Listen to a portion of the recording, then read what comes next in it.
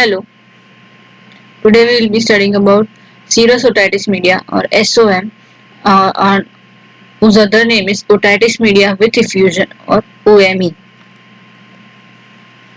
So first of all, regarding the main points which we will be going to discuss in this lecture, first is the introduction and definition.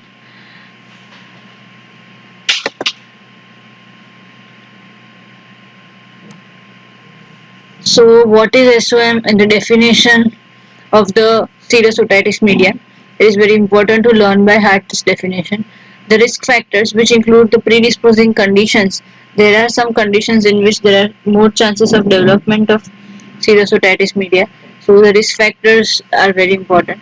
The etiology, that are the underlying features or underlying causes due to which serous otitis media develops, will be studying.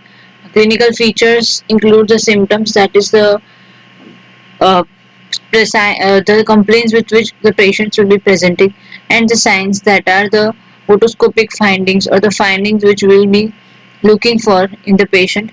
Next will be the investigations. Investigations include the investigations for the diagnosis of the condition itself and the investigations for the underlying cause. The treatment includes prophylactic measures for the prevention of serous otitis media once it has already occurred in a patient, and for the treatment of the condition as such, there are medical treatment and surgical treatment. And lastly, about the sequelae and complications of the treatment of the condition. And first, we will be learning about the relevant anatomy. So this is the anatomy of the tympanic membrane. It includes you can see the pars tensa, the pars flaccida, the anterior malleolar fold, the posterior malleolar fold, the handle of the malleus. This whitish structure is the fibrous annulus.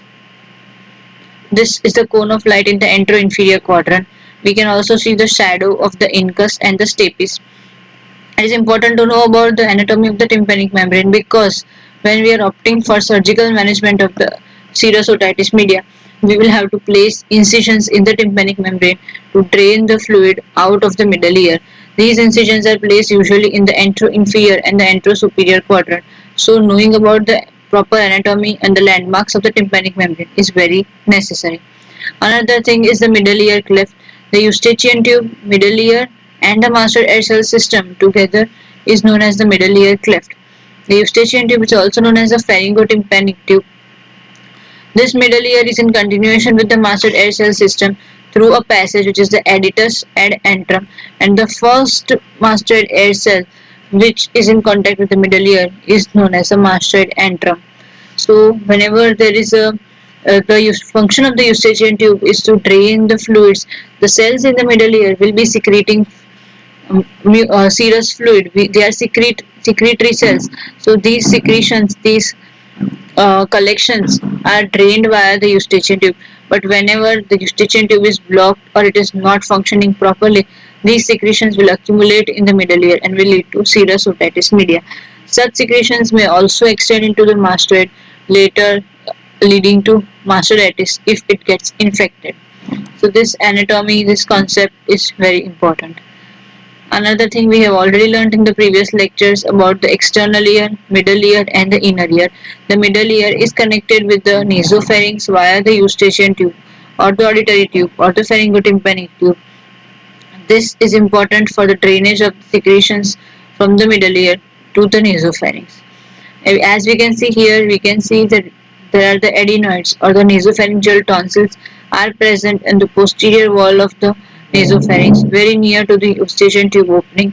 So when these are enlarged due to any recurrent infections or recurrent upper respiratory tract infections, they may come near to the eustachian tube opening and may block the eustachian tube opening, may cause mechanical obstruction of the eustachian tube opening, and hence the secretions may not be able to drain into the nasopharynx, again leading to serous otitis media. So these basic points of anatomy are very important to remember before going into the topic of serous otitis media. Now first, learning about the difference between acute otitis media and serous otitis media. Acute otitis media includes the middle ear effusion with the features of acute infection. So the features of acute infection are fever, earache, red bulging drum. Serous otitis media includes middle ear effusion without any features of inflammation. Whenever a child, usually these both of the conditions are common in children. Whenever a child is presenting to us with earache, fullness in the ear, hearing loss, we may suspect acute or serous otitis media. But the time when we see the tympanic membrane, we will be able to know that whether it is acute or serious. Because if it is acute otitis media, the drum will be red. Patient will have history of fever, history of sudden onset sharp earache. Whereas in serous otitis media, the patient will be complaining of a dull aching earache, conductive hearing loss, and fullness in the ear more, and there will be no fever, usually no fever or no redness of the tympanic membrane. Because the ear in serous otitis media, the fluid accumulated in the middle ear will be sterile fluid or is non-infective fluid, whereas acute otitis media is usually an infective condition. So serous otitis media is also known as non-suppurative otitis media. Now the definition of this condition, that is otitis media with effusion or serous otitis media, is the accumulation of mucus within the middle ear and sometimes the mastoid air cell system, as I explained earlier, which may be secondary to a severe upper respiratory tract infection or may occur following an episode of AOM, that is acute otitis media. Whenever there is resolution of the symptoms of acute otitis media, sometimes it may happen that the fluid accumulated due to suppuration, due to overactivity or hypersecretions of the cells of the middle ear, there is accumulation of the fluid in the middle ear which may not be resolved, whereas other signs of inflammation may resolve. So this acute conditions will get converted into a serous otitis media. Synonyms of serous otitis media are chronic secretory otitis media whenever it is lasting for more than 3 months, or chronic serous otitis media, or mucoid otitis media, or glue ear. This fluid which is present in the middle ear is glue like, it's sticky. So hence this condition is commonly known as glue ear. Definitely this condition is more prevalent in children. So now going for the risk factors. So male children who are bottle feeding 2 to 5 years of the age. Bottle feeding children are more at risk because during breastfeeding the reflexes like suckling reflex, swallowing reflexes of the child are activated due to the mechanoreceptors on the nipple of the mother, and hence there is a proper swallowing activity.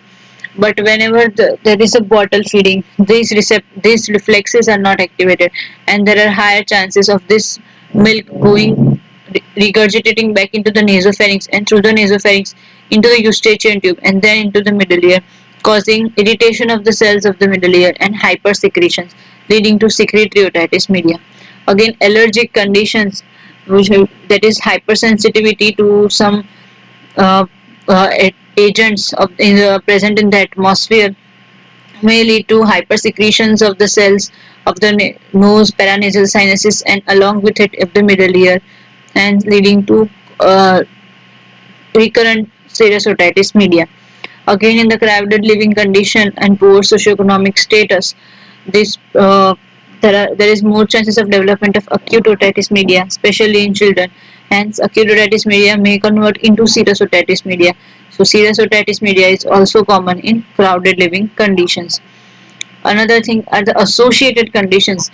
These patients presenting with cleft palate, all these genetic or molecular abnormalities, immunodeficiency, ciliary dyskinesia, cystic fibrosis, Down syndrome, all these patients, whenever present to us, over and above looking, we look at the pathology itself, but over and above that, we have to rule out presence of serous otitis media in all these patients, because these conditions predispose the child to serous otitis media, because there is a immobility of the cilia or impairment of the ciliary function, which will lead to accumulation of the fluid and decreased drainage of the fluid of the middle ear and accumulation of the fluid in the middle ear. Again, cleft palate will cause more of the regurgitation of the milk or regurgitation of the food into the nasopharynx and leading to again serous otitis media. Now the etiology. Etiology is usually eustachian tube dysfunction. Either there is a mechanical obstruction or either there is a functional impairment of the eustachian tube, which will be leading to presence of the effusion in the middle ear. It may be secondary to any disease process related to the eustachian tube or related to the middle ear disease process like acute otitis media. Basically, the eustachian tube here will be fails to ventilate the middle ear, to drain the middle ear, to drain the fluid present in the middle ear. The factors affecting middle ear clearance mechanism. There are three very common main conditions where this middle ear clearance mechanism is affected. These are adenoid hyperplasia and infection. As I already explained, adenoids will cause mechanical blockage of the pharyngeal end of the eustachian tube, and this infective conditions will also lead to hypertrophy, hypersecretions of the of the cells of the middle ear, leading to serous otitis media. Again, chronic rhinitis, sinusitis, tonsillitis, all these conditions can lead to SOM. Again, cleft palate and palatal paralysis are major a major condition in which SOM is present along with cleft palate. So these three are very common conditions in children. Again, another thing in adults, benign and malignant tumors of the nose, paranasal sinuses, and nasopharynx, which do obstruct the eustachian tube opening of in the present in the nasopharynx, are also a common cause of serous otitis media, especially in adults. Allergy, I already explained, the patients who are predisposed to allergy, who are suffering from allergic rhinitis or allergic sinusitis, are more prone to develop serous otitis media because of the hypersecretion of the cells due to irritation, due to sensitivity to some allergic agents. Unresolved AOM, is unresolved acute otitis media, will further convert into serous otitis media. Viral infection including coronavirus, which cause increased secretory activity of the middle ear mucosa, are very common causes of secretory, secretory otitis media. Again, a nasopharyngeal mass and unilateral otitis media with effusion in adult, we have to go for the nasal endoscopy to look for a mass in the nasopharynx, especially especially if the patient is complaining of a nasal blockage along with ear blockage. And another thing is gastroesophageal reflux. The gastroesophageal reflux leads again to irritation of the cells and hypersecretions of the cells of the pharynx and the middle ear, and hence lead to the serous otitis media. Now going to the clinical features. Clinical features include the symptoms and the signs. The symptoms are the complaints with which the patient may be presenting. So the patient may be asymptomatic. The condition may be diagnosed incidentally. It may be an incidental finding in a patient with a nasopharyngeal mass or an adenoid hypertrophy. A child with adenoid hypertrophy may present to us with the complaints of the nasal blockage and recurrent rhinitis. But when we look at the ear, we will find either air fluid levels or full tympanic membrane amber colored due to middle ear fully filled with the serous fluid. So the children may be asymptomatic many a times. Another symptom is a conductive hearing loss. The children may find it difficult to hear or difficult to listen when called from another room, and the mothers usually complain that the child is not listening to what she is saying, either because the child has stopped listening itself, or he may have developed a fluid in the middle ear which will have led to restriction of the movement of the ossicular chain and the tympanic membrane, and hence conductive hearing loss. Again, if the child is not hearing properly, he will not be able to develop a proper speech. So defective speech may be present in these patients. And also due to heavy this fluid present in the middle ear, the patient will have mild earache and ear fullness. Another common symptom, not so common symptom, usually seen in adults, is a pulsatile or tracking tinnitus. It is also due to the irritation of the cochlear nerve due to the fluid present in the middle ear, and it is usually seen in adults. Now the signs which we are seeing on otoscopic examination. We will be seeing a retracted or fluid filled middle ear with retracted tympanic membrane. Here we can see many air bubbles. See, air bubbles show the air fluid levels in the middle ear, that is air and some fluid is also present, and the tympanic membrane here is retracted. The pars flaccida is also retracted. We can see a long arm of incus through which the tympanic membrane has stuck. Again, this is also a picture of SOM, but here the there is a change of color of the tympanic membrane due to the full of fluid in the middle ear. Here we cannot be able to see any air fluid levels because the middle ear is full of fluid. There is no air in the middle ear, and slowly this attic region, pars flaccida region, has also started retraction. So there is a development of retraction pocket here. These kind of retraction pocket later, if the condition is not does not resolve with time, these develop into cholesteatoma or chronic etiquantral variety of otitis media, which we will be studying later. But you can see here the tympanic membrane has again been retracted and stuck over the ossicles. So the posterior malleolar fold and lateral process of malleus have become prominent. So usually what we will be able to see during otoscopy is a dark fluid filled middle ear or amber or bluish tympanic membrane and absent or blurred cone of light. Pneumatic otoscopy is another thing in which we are insufflating. While looking at the tympanic membrane through the otoscope, we are insufflating air into the EAC to see the mobility of the tympanic membrane, and this will show that tympanic membrane is mobile or not. In SOM, usually the mobility is reduced due to fluid present in the middle ear. See, this is the normal ear where there is no fluid. It's absolutely normal. Here some air fluid levels are seen, and this amber colored tympanic membrane is seen due to full of fluid, full of effusion in the middle ear. This is a pneumatic otoscopy, which is a gold standard for diagnosis of serous otitis media.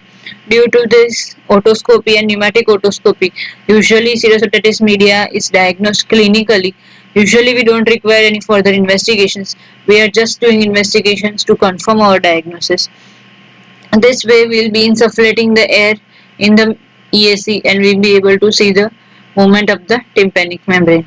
This is the proper position of performing pneumatic otoscopy, and this instrument alone is an otoscope. This bulb is attached whenever we want to perform a pneumatic otoscopy. Now, differential diagnosis. Whenever we are suspecting a serous otitis media, we also have to think of other conditions which may mimic serous otitis media. So some of these conditions are aero-otitis media or otitic barotrauma. Whenever there is a change of pressure either in the airplane or during diving, there is a sudden change in pressure in the atmosphere. Negative pressure develops in the middle ear because the eustachian tube is not able to balance such a sudden pressure change, and hence there is the retraction of the tympanic membrane onto the ossicles, onto the promontory, and retraction pockets may also develop which mimic serous otitis media. But here the history of any air travel or diving has to be taken, and it is very important. Another is acute otitis media. Sometimes resolving acute otitis media, which is which in the resolving stage may mimic serous otitis media. Eustachian tube disorders are suspected in patients having recurrent serous otitis media. Whenever patient is having recurrent serous otitis media, we have to think about eustachian tube disorders. As I already explained earlier, the otitis media with effusion occurs in the patient with nasopharyngeal mass or nasopharyngeal carcinoma, and especially it means unilateral and occurring in the elderly in adults. Another thing is whenever there is a skull-based defect, either due to trauma or congenital, there is an accumulation of CSF in the middle ear, which mimics like the serous fluid in the middle ear and mimics serous otitis media. So all these conditions have to be ruled out before coming to a diagnosis of serous otitis media. So these are the differential diagnosis. Now investigations, what we'll be doing. So investigations are done for two purposes. One, for the establishment of diagnosis. In young children, usually otoscopy does establish a diagnosis, but we can also go for tympanometry. Tympanometry is an investigation in which there is a probe is inserted into the external auditory canal, and the movement of the tympanic membrane and the ossicular chain, the compliance of the tympanic membrane and ossicular chain is checked while increasing and decreasing the pressure in the ear. So whenever there is a high pressure in the ear, the mobility of the tympanic membrane and ossicular chain will decrease. And similarly, when there is a low pressure, again the movement is affected. So this is a normal tympanogram. This zero level, that is a zero pressure level, there is a maximum mobility of the tympanic membrane and ossicular chain, which again slowly decreases in highly negative and highly positive pressures. In this type B, so this normal is a type A tympanogram. This is a type B tympanogram, which is usually seen in patients of serous otitis media. Here, a flat curve is obtained. That is, there is no increase or decrease in compliance with the pressure changes, because these pressure changes are not transmitted to the tympanic membrane and the ossicular chain because of fluid in the middle ear. There is fluid in the middle ear, so the tympanic membrane and ossicular chain is not being able to move as such. So there will be no effect of changes in the pressure. So tympanometry is a very important test to come to a diagnosis of serous otitis media. Along with it, pure tone audiometry. Pure tone audiometry, we are giving a pure tone sounds at different frequencies, 500 250 hertz, 500 hertz, 1000 hertz, 2000 hertz. At different frequencies, we are presenting pure tone sounds to the patient, and patient will be hearing these sounds, one through the headphones and other through the bone vibrators.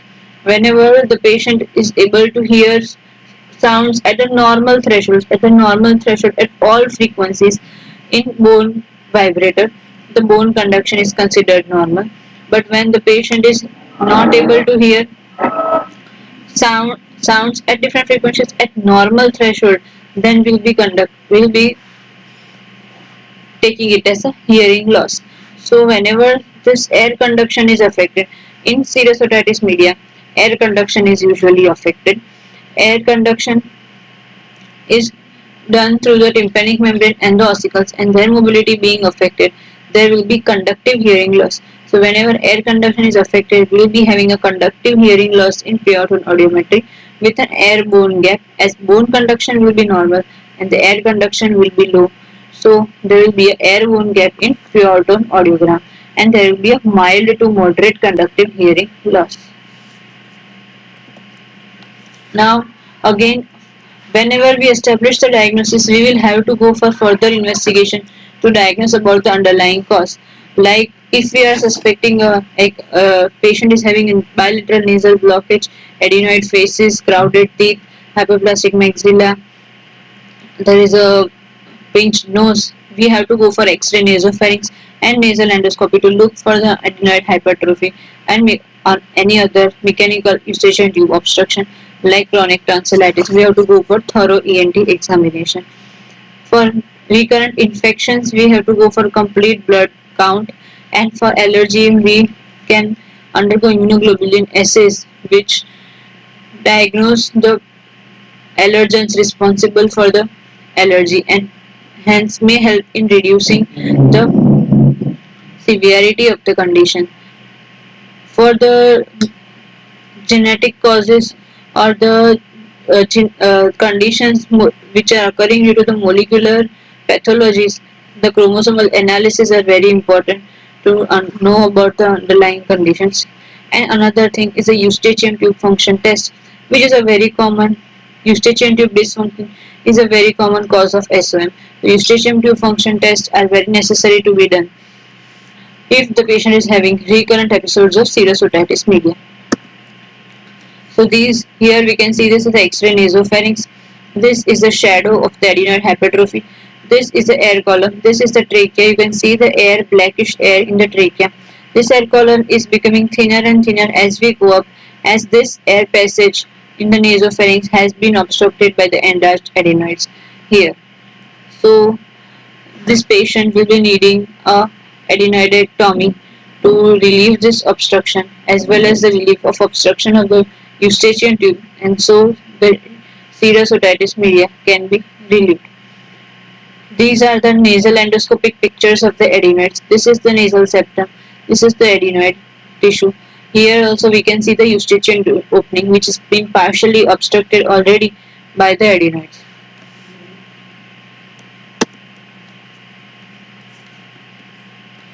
So eustachian tube function test, as I told you, are very important to be done in recurrent SOM. Most common test is the Valsalva test. Other tests are the Politzer test, catheterization, Toynbee's test, tympanometry, radiological test, saccharin or methylene blue test, and sonotubometry. All these tests will be studied in detail in the lecture pertaining to eustachian tube function. Now about the treatment of the serous otitis media. So treatment includes two things. One is the conservative or medical treatment.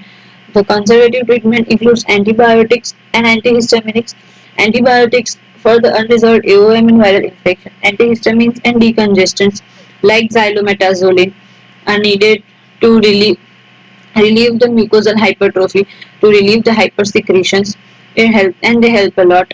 Inflation of the middle ear where the Valsalva or polymerization or eustachian tube catheterization is also required to instill positive pressure in the middle ear, and opening of the eustachian tube during these procedures helps in the draining of the middle ear fluid to the nasopharynx via eustachian tube.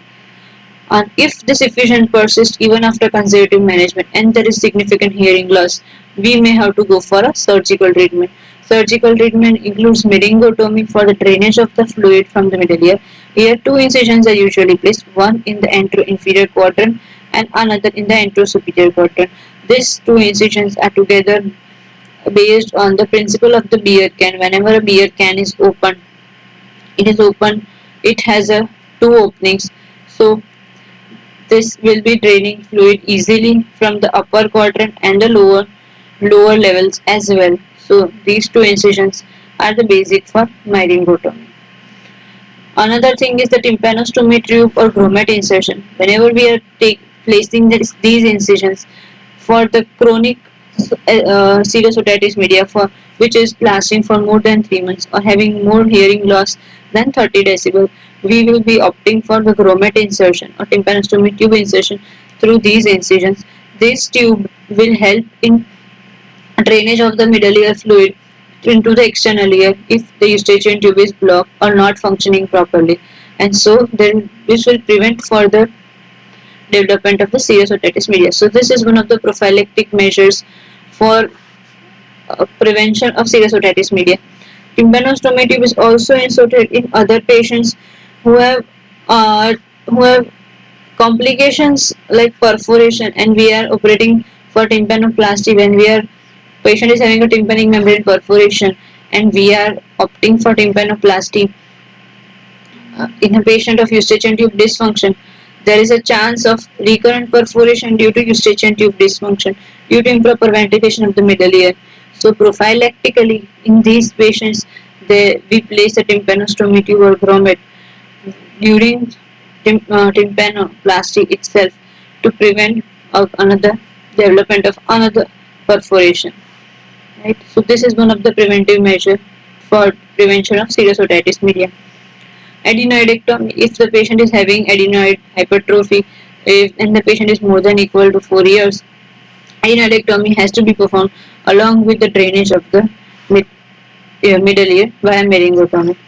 If this Another thing is that if this fluid is been extended into the mastoid, it has to be drained from the mastoid as well via simple cortical mastoidectomy, because if this fluid will stay in the mastoid cells for a longer time, it may get infected and lead to mastoiditis, which is a very debilitating condition again. And these all surgical techniques are used in conjunction with each other. They can be used together. Like tympanostomy tube insertion is done with during myringotomy, and simple cortical mastoidectomy can also be accompanied with it. So this is the incision which we are placing for a myringotomy. This is the endoscopic picture of a myringotomy. You can see the incision is placed to drain the middle ear. Here we can see the process of the grommet insertion. The incision is placed in the tympanic membrane. The tympanostomy tube or grommet is placed like this with the forceps, and now it is in place. Here this diagram shows how it ventilates the middle ear through to the ear canal to the outside. Whenever eustachian tube is not being able to ventilate the middle ear properly, this tympanostomy tube plays an important role. These are the tonsils and the adenoids, which are a very common cause of development of serous otitis media. So adenoid hypertrophy and chronic tonsillitis have to be treated with the treatment of the condition itself. Now the complications and sequelae, which includes the atrophic tympanic membrane, atelectasis of middle ear, tympanic membrane perforation, ossicular necrosis, tympanosclerosis, adhesive otitis media, retraction pockets, CSON and cholesteatoma, and finally sensory neural hearing loss. So whenever if the serous otitis media is not treated properly, we the it will be affecting the surrounding structures. The tympanic membrane may become atrophic due to the pressure changes on it due to the fluid in the middle ear. There is a development of the negative pressure in the middle ear because of the lack of air in the ventilation in the middle ear, and so there is atelectasis, development of atelectasis in the middle ear.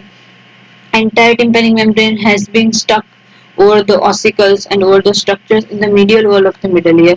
You can see easily. This is the development of a retraction pocket. This retraction pocket further, if stays for a longer time, may develop into a cholesteatoma and a etiquantral variety of CSM. Here, if the tympanic membrane ruptures due to the pressure of the fluid in the middle ear, there is a development of a perforation.